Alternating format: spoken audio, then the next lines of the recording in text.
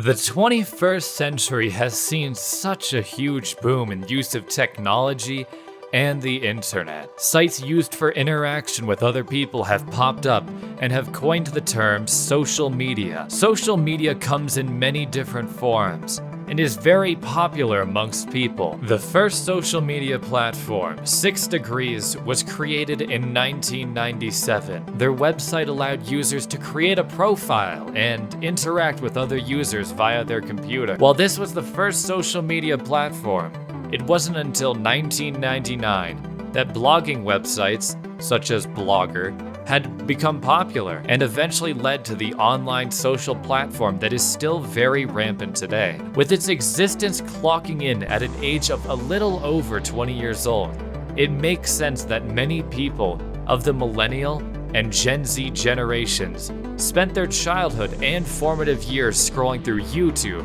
Facebook, and Twitter. While these platforms may be useful for keeping in touch with friends or staying up to date with current world issues, they may also be damaging to the younger generation. A Blue Cross Blue Shield study conducted in 2019 showed that millennials show a faster decline in physical and mental health than the Gen X generation before them. Another study conducted on 500 college students from the Texas State University in 2016 showed that millennials that reported a higher use of at least one or more social media platforms better fit the criteria for major depressive disorder at a statistically significant rate. To try and better understand the relationship that the younger generation have with social media, we interviewed 6 people to share their experiences and thoughts on how social media has impacted their lives. Social media is just one of those things that kind of just threw itself into our lives and we had no control over it, you know. It's just, we use it every day and that's just how it is. That's just the way our society lives, so. How old are you currently and what social media platforms do you have? I'm currently 23 years old and I have all the social media platforms, including Facebook, Instagram, Twitter, Snapchat, you name it. I am 20 and I am on Instagram, Twitter, I guess Snapchat would be counted, and then Facebook, but I'm kind of scared of Facebook. I don't know how it works. I'm currently 19 years old and the only social media I use is Snapchat. How old were you when you began using social media? I was probably around 14 when I started using Snapchat. I don't know my age. I'm really bad at knowing age. I was in what grade, but I believe I was in 8th grade. I got Facebook for the first time. Whatever age you are when you're in 7th grade. What is your most positive experience with social media? It's hard to say. I mean, I don't know because I really don't post. I'm really not active. I'm there to like support my friends, I guess. So if I had to say something, it's being supportive towards friends that are in different states or different countries. I like that it's a way to interact with people you're like acquaintances with. You know what I mean? Like the people from high school you wouldn't really talk to otherwise, but you could kind of just like see what they're up to in passing. I think that's nice. I would say for the positive, this is like the most out of the negative. You know, it's definitely more positive than negative for me. But for positive, I would say that it's not only an outlet for me to just share silly and, you know, fun things with loved ones and family, but it's also a great outlet for me to share things like my personal work. You know, I do animation, I do video production, I do film, I do all that stuff. And I really like to share that with other people, whether it's just the public or professionals even out there. And I feel like that's definitely a great way for me to get that out there and show them and things like that. What's your most negative experience? Oh my goodness.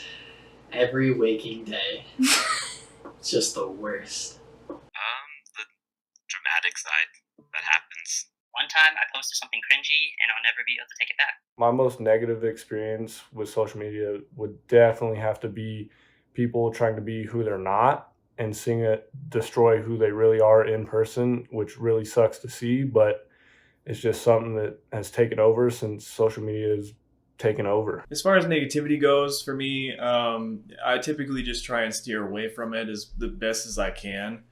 There are definitely many times where I will see something negative that's on one of my posts or something or whatever, you know.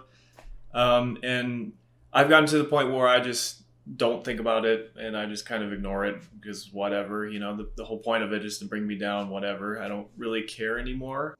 In your honest opinion, do you enjoy partaking in social media? I do not personally, but I see that a lot of people do.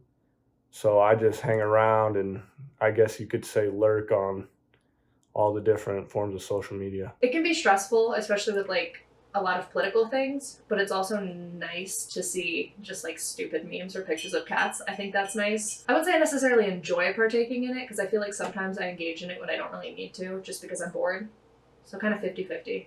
Do you believe that the future generations will be better off without the existence of social media, or do you believe it is still beneficial to them, and why? I think it depends on how you look at it. So if you look at using social media from a business owner's perspective and people growing up to be business owners or entrepreneurs, I think social media is really beneficial. But outside of that, I don't see social media being beneficial to the future generation at all. If it had disappeared, I think it would be really bad because nobody would be able to communicate and like share ideas in a wide platform. I don't think they'll be better off without it. I think like it's just how like we're gonna adapt and like kind of evolve in a way. Like everything's about technology nowadays, and I think it's useful for them to understand how to use it and how to make the most out of it. So I don't think we should get rid of it. I think it's training our brain to be more responsive to short-term rewards, which I don't think is good. I think it's going to have a lot of interesting effects on attention and probably negative effects on attention in kids. It is no doubt that social media is a huge part of our modern methods of social interaction. It has allowed us to expand our social circles, keep in touch with loved ones, and stay in the loop in terms of current events in the world. However, the rampant use of social media and the increased rate of depression and mental health issues with millennials and Gen Z, it raises the question on social media if it's more harmful than beneficial to our youth. It is likely that online social platforms will not be going anywhere anytime soon, so these issues of mental health will still remain. If we as a species desire to give our younger generations the best lives we can, action needs to be taken in terms of this issue. In a 2014 study published in the Journal of Affective Disorders, it was shown that online therapy was just as effective in treating depression as in-person therapy. These results give us hope that there is a solution to this problem and show that we can give the people and generations behind us a more mentally healthy relationship with the internet and social media.